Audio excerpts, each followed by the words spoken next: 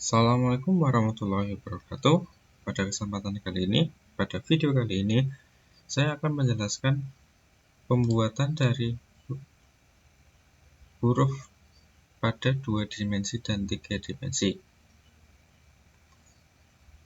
Pada kali ini, saya akan menggunakan aplikasi processing untuk menampilkan 2 dimensi dari 3 dimensi untuk huruf inisial nama, yaitu nama saya sendiri, Darban Mahamuridi, yaitu DMM. Untuk bagian pertama yaitu pembuatan huruf 2 dimensi. Di bagian paling atas yaitu P-shape, ini adalah deklarasi untuk pembentukan huruf dengan berdasarkan grouping yang nanti akan saya buat. Untuk pertama adalah P-shape M1 dan M2, yaitu pertama M1 untuk M yang pertama yaitu M, yang kedua adalah DMM yang M kedua.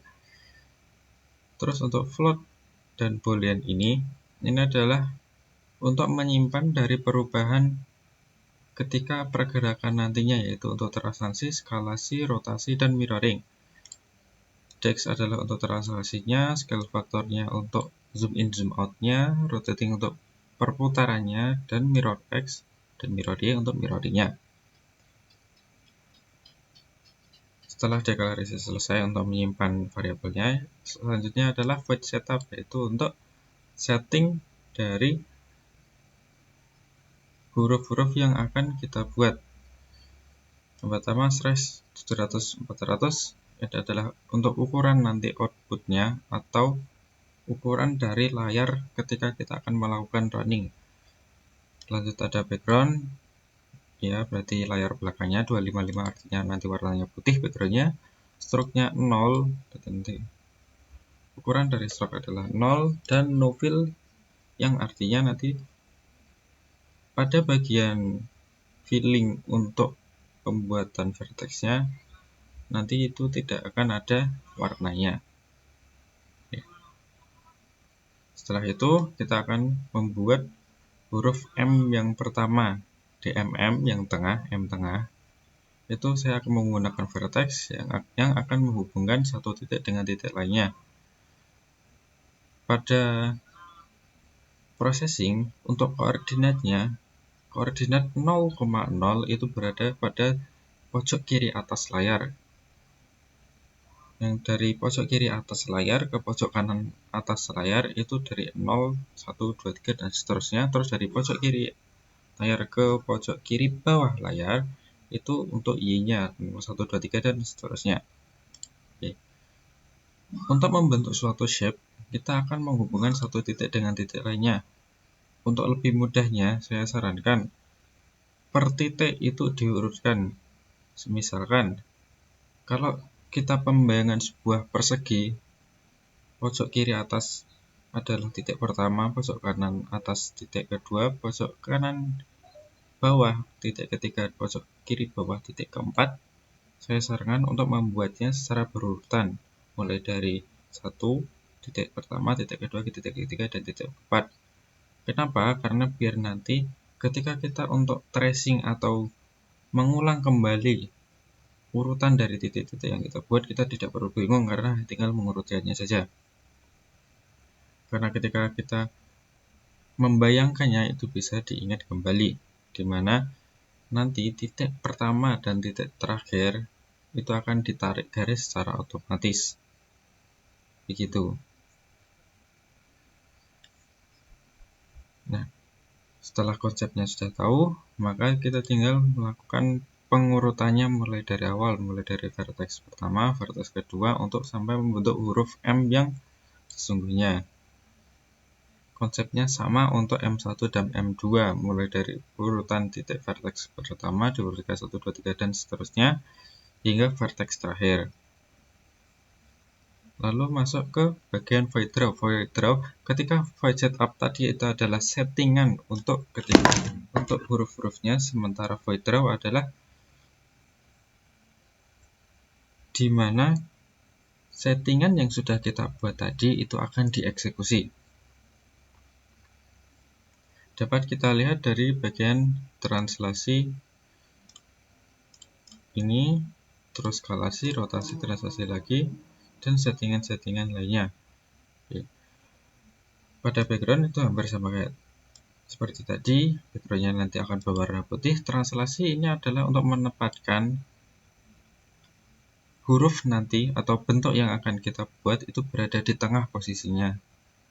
Translasi DX DY ini untuk perubahan ketika DX dan DY-nya atau koordinat X dan koordinat Y-nya berubah. Untuk skalasi nanti akan berupa perubahan boolean dari plus menjadi minus, dari minus menjadi plus. Rotasi ya untuk perputaran, translasi untuk perubahan setelah kembali dari rotasi dan scalingnya ketika semisalkan transaksinya sudah terjadi namun dilanjutkan dengan rotasi dan scaling. Nah, untuk huruf D-nya, karena ini saya DMM, yang M1 dan M2 nanti saya buatnya berada pada stop, sedangkan D-nya itu berada pada void draw. Saya buat seperti itu untuk selain membedakan dengan 2D dan 3D, itu untuk menambah variasinya. Pada huruf D, bedanya dengan huruf M tadi yang hanya berupa garis lurus dan siku-siku, pada huruf D kita membutuhkan garis lengkung yang akan kita gunakan sebuah variabel Bezier. Pada file Bezier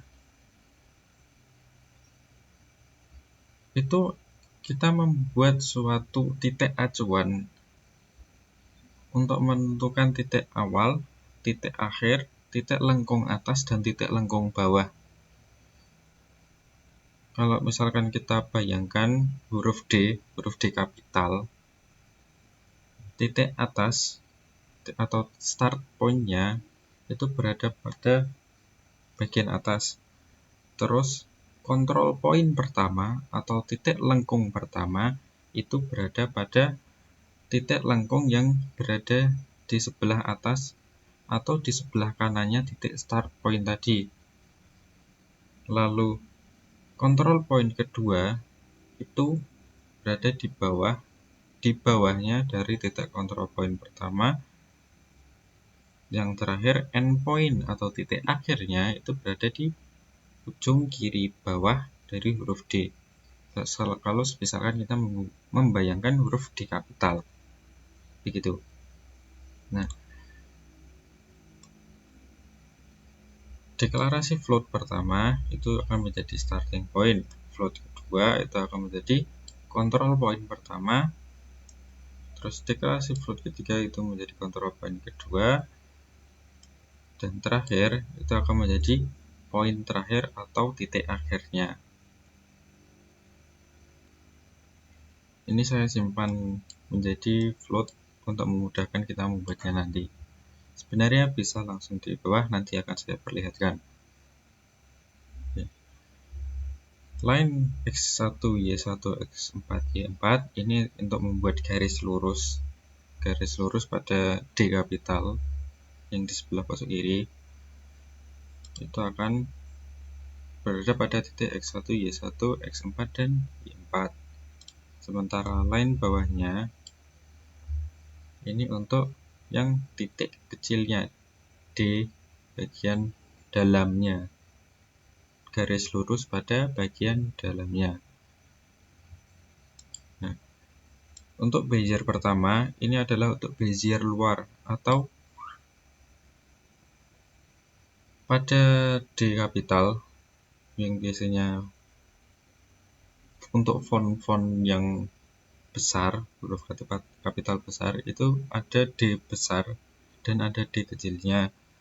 Nah, Bezier yang atas ini untuk bagian D besarnya atau lengkungan besarnya, sementara Bezier kedua ini untuk lengkungan kecilnya. Nah, seperti yang saya bilang tadi, untuk pembentukan Bezier itu kita bisa deklarasi float-nya dulu. lalu kita masukkan X1, X2, X3, X4 nya, atau kita langsung masukkan Bezier-nya, ukurannya untuk koordinat itu ada di titik mana. 90,123 ini untuk starting point-nya, 165, 125 ini untuk kontrol point pertama, 280, 250 untuk kontrol point kedua, terakhir 90, 312 untuk endpoint atau poin terakhirnya atau titik terakhirnya. Shape 1M1 ini untuk memulai inisialisasi eksekusi dari pembentukan M1 dan M2 di atas ini.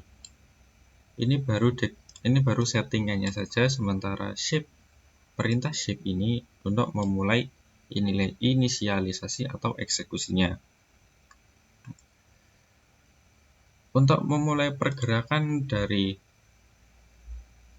shape-nya, yaitu untuk skalasi, mirroring, rotasi, dan scaling-nya, kita menggunakan tombol pada keyboard yang berada pada void key press. Void key press artinya ketika tombol itu dipencet, maka perubahan akan terjadi.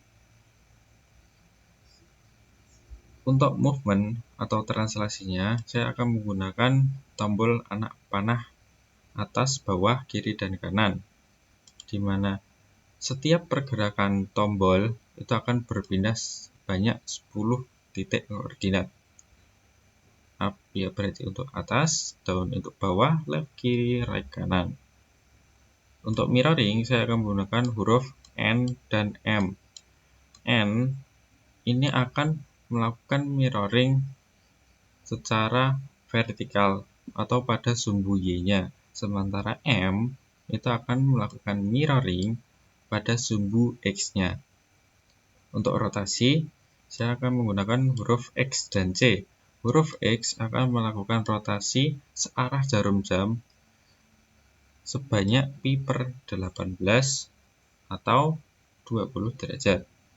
Sementara C-nya itu untuk berlawan arah jarum jam sebanyak 20 derajat.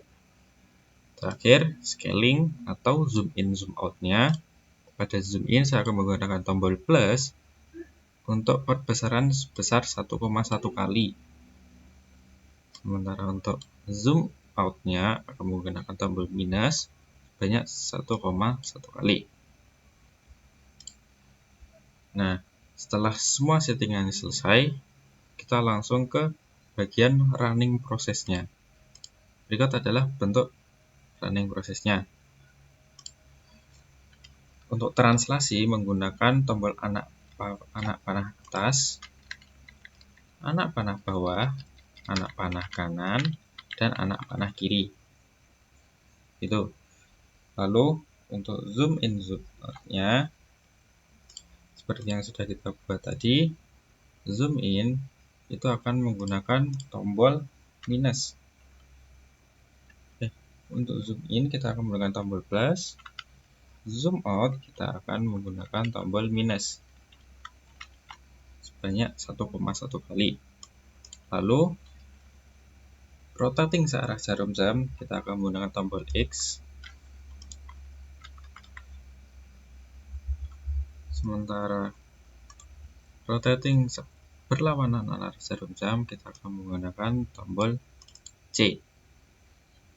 Itu. Lalu mirroring pada sumbu X dan sumbu Y akan menggunakan huruf N dan M. Itu. Setelah semuanya selesai, kita langsung saja lanjut ke bagian kedua, yaitu bagian 3 dimensi. Konsep dari 3 dimensi kurang lebih sama dengan 2 dimensi, namun ditambah satu variabel, yaitu variabel Z. Variabel X itu buat yang kanan kiri, Y atas bawah, Z itu buat depan belakang. Dimulainya juga sama, B-shape itu untuk pembuatan shape dari yang akan kita buat tadi. Nah, karena tadi saya buat P-shape-nya itu berbeda-beda untuk huruf D, huruf M, dan huruf M kedua, itu saya buat beda. Untuk sekarang saya gabungkan DMM-nya menjadi satu bentuk P-shape. Boolean X, Y, Z-nya ini untuk nanti perubahan dari rotasinya, untuk menyimpan nilai dari rotasi pada sumbu X, rotasi pada sumbu Y, dan rotasi pada sumbu Z. Sementara float-nya ini untuk perubahan dari X, Y, Z-nya ini. Untuk pitch itu adalah perubahan dari sumbu X, yaw itu perubahan dari sumbu Y, dan roll itu perubahan dari sumbu Z. Oke. Sekarang kita mulai ke void setup atau settingannya. Size-nya untuk outputnya nanti akan saya buat 800 pixel kali 500 pixel dengan format rendering 3D. Nah, untuk menjadikan beberapa huruf menjadi satu, itu kita menggunakan grouping. Ini artinya pada variabel DMM kita akan membuat suatu grup yang namanya grup DMM tadi. No stroke itu artinya nanti ketika outputnya itu tidak ada garis-garis pembuatannya. Jadi nanti akan polosan langsung dalam bentuk fill-nya itu mau diisi apa. Untuk kali ini fill saya akan 255 atau nanti fill-nya akan berwarna putih. Oke. Kita mulai dari huruf D. Nah, untuk huruf D ini karena ini 3D berarti nanti kita akan menambahkan untuk sisi sampingnya. D1 ini untuk bentuk D yang di depan. Yang kalau mudahnya itu bentuk 2D-nya biasa. D1 itu untuk garis vertikal, namun kita akan membuatnya seperti persegi panjang di depan. D2 itu untuk lengkungan D-nya atau lengkungan bagian sebelah kanannya untuk bagian depan. D3 ini untuk garis vertikal atau persegi panjang yang di bagian belakang. Dari mana kita tahu ini depan atau ini belakang? Terlihat dari Z-nya. Yang depan itu biasanya itu akan berupa sebesar 0. Sementara untuk bagian belakang itu selain 0-nya bisa 50, bisa 100 tergantung dari settingannya masing-masing. Lanjut, untuk D5, D6, D7, D8, dan seterusnya, untuk D10 sampai D10, ini adalah untuk bagian samping atau lebih tepatnya sebagai pengisi agar terlihat seperti ada kedalaman dari bentuk yang sudah kita buat. D1, D2 itu untuk tampak depan, D3, D4 itu untuk tampak belakang, D5 ini untuk bentuk kotak untuk antara balok depan dan balok belakang atau persegi panjang depan dan persegi panjang belakang. D6 itu untuk lengkungan antara lengkungan depan dan lengkungan belakang. D7 itu untuk persegi panjang bagian bawah. D8 ini untuk lengkungan di bagian kecil, di bagian dalam dari lengkungannya. Yang D6 ini untuk lengkungan bagian luar, sementara D8 itu untuk lengkungan bagian dalam. D9 ini untuk balok yang di sebelah kiri untuk sebagai penutup kanan dan penutup 10 untuk penutup kiri. Konsep dari D1 tadi itu akan berguna juga untuk bagian huruf M-nya. M1 untuk bagian M yang tampak depan, M12 untuk bagian tampak belakang, M13 sampai seterusnya itu akan sebagai pengisinya untuk di bagian samping-sampingnya, samping atas, samping diagonal, samping bawah, samping bagian kanan, samping bagian kiri. Itu juga untuk M keduanya. Ini M depan, ini M belakang, sementara sisanya ini untuk pengisi bagian atas, kanan, kiri, dan diagonalnya. Semuanya disesuaikan secara koordinat masing-masing, secara kebutuhannya seperti apa. Center object di MM ini agar nanti P-shape yang sudah kita buat di MM tadi itu akan berada di tengah. Dan nanti perubahannya itu akan berada pada titik tengah dari objeknya, bukan pada sumbu masing-masingnya. Nanti akan saya perjelas. Setelah setting semua selesai, kita akan memulai inisialisasi untuk void row-nya. Yang pertama, background saya akan buat berwarna abu-abu. 127 itu abu-abu kurang lebihnya.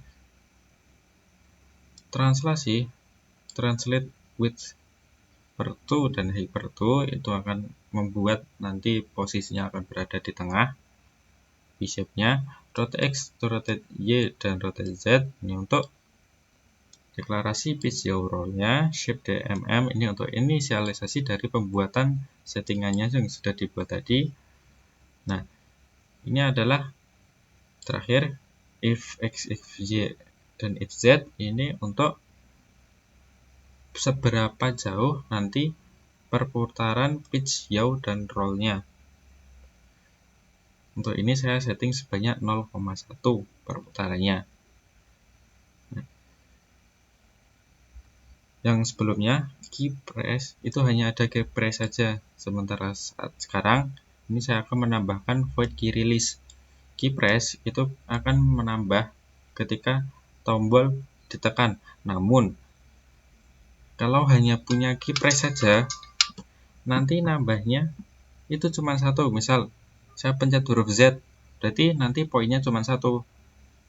Tapi kalau misalkan kita tambahkan void key release atau key release-nya, itu misal kita tambah Z, itu nanti Z-nya bakal nambah 1 sampai kita tidak memencet Z-nya itu lagi. Begitu secara konsepnya. Nah, void key press-nya saya akan menggunakan tombol X untuk pitch-nya, tombol Y untuk yaw, dan tombol Z untuk roll-nya. Nah, ini terakhir, ini adalah void center object. Ini penjelasan dari center object yang atas ini. Untuk center object bawah, ini sebenarnya template saja, nanti bisa dilihat sendiri. Ini agar nanti perpindahan X, Y, dan Z-nya itu berada di tengah objek. Objek tidak akan berubah posisinya secara koordinat keseluruhan, hanya untuk pada koordinat sisinya pada 0.0 saja. Bagaimana masuknya? Bisa kita lihat pada eksekusinya langsung. Ketika kita memencet tombol X misalkan untuk perubahan pitch-nya, nah ini berputarnya itu pada tepatnya, hanya berputar pada X-nya saja. Untuk Y dan Z-nya itu tidak berubah sama sekali. Sementara pada yaw-nya itu berubah pada Y-nya. Untuk X dan Z-nya itu tidak akan berubah. Sementara untuk Z atau untuk roll-nya itu akan pada di tempat juga. Biasanya kalau tidak menggunakan seperti ini, untuk X-nya nanti akan berada pada atas D-nya. Di atas D-nya nanti akan berubah. Di atas D, di atas M, di atas M kedua itu akan ditarik suatu garis. Nah, itu yang akan diputar nanti. Sementara pada Y-nya atau yaw-nya, nanti yang berubah itu ada pada bagian D-nya, D ujung kiri. Di bagian garis vertikalnya, itu yang akan diputar nanti. Sementara pada yaw-nya, atau jangan pada roll-nya, itu bisa dua, bisa nanti di D-nya atau di M-nya. Nanti perputaran rotasinya atau roll-nya itu akan berubah semuanya. Tidak akan diam di tempat seperti ini. Tapi nanti di bagian D-nya, pojok kirinya atau M-nya, pojok kanannya, itu yang akan di rollkan atau dirotasikan. Seperti itu. Baik, sekian penjelasan dari kode saya. Kurang lebihnya saya mohon maaf. Wassalamualaikum warahmatullahi wabarakatuh.